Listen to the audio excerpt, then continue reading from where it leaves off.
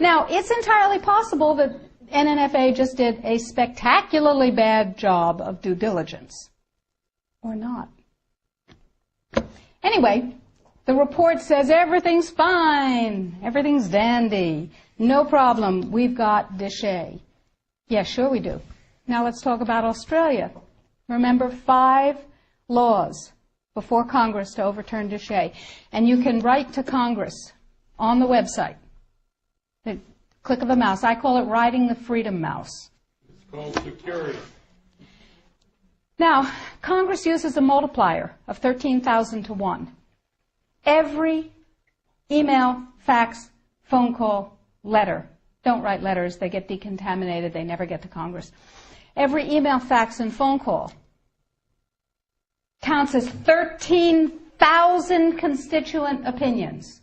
They figure that if you write a letter or send an email, there are 12,999 lazy lunks who can't bother to get to the computer terminal to do the same thing, but they feel the way you do. Interesting.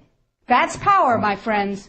That's power. That's 13,000 to 1. So suppose we have 1 million people. Suppose we have 10 million people. Suppose we have 100 million people saying, don't you dare. Now, Congress has one rule above all others. Anybody know what it is? Get reelected. That's the primary rule, the prime directive, as Isaac Asimov would have called it. The prime directive is to get reelected. Now, déchet was passed, you may remember, by unanimous congressional consent. Was that because one morning all members of Congress woke up and said, I see the light. Nutrients are better than drugs. No. They said, oh, if I don't go along with this, I'll never be reelected to anything. You're at critical mass. Remember, we were out on the streets and we were up on our hind legs and we were making noise.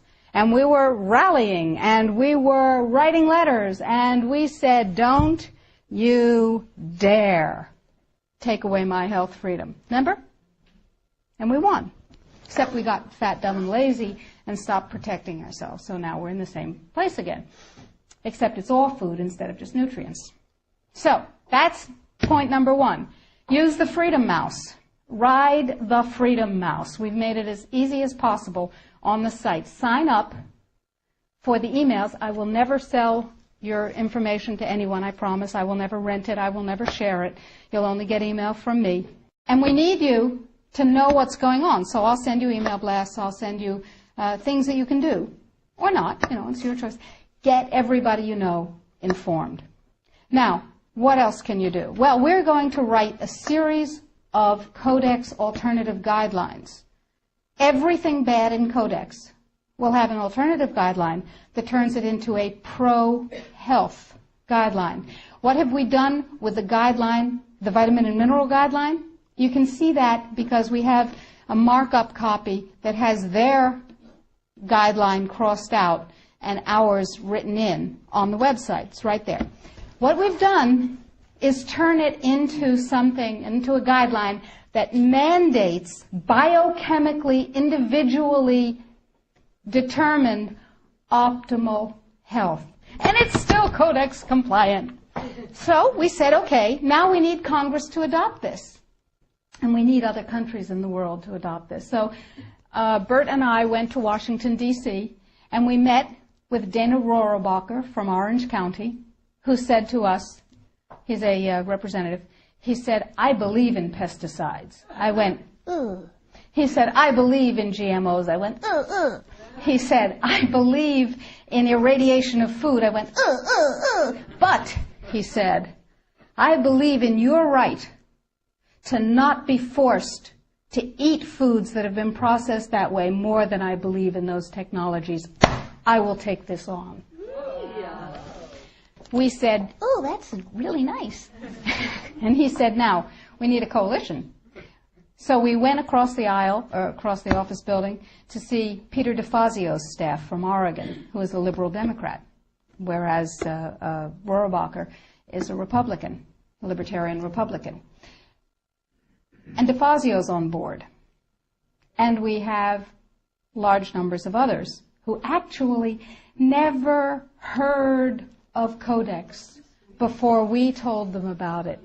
Never heard of Codex. We have called every health legislative aide in Congress, and we have said, what's your congressman's position on Codex? And they've said, blah. We have spoken to the trade legislative assistants. We've said, what's your congressman's position on Codex? And they've said, on what? They don't know. We had a congressional briefing set up on the 20th of September. I was going to address Congress. Tell them about it. I thought that was cool. 10 days before, it became a briefing on something else. Another freedom click. You need to write to Congress on the site and tell them that they need a congressional briefing, by God, and tell them you want me to brief them. They don't know. They've never heard of it any more than the general public has heard of it. Gee, how'd that happen? Who knows?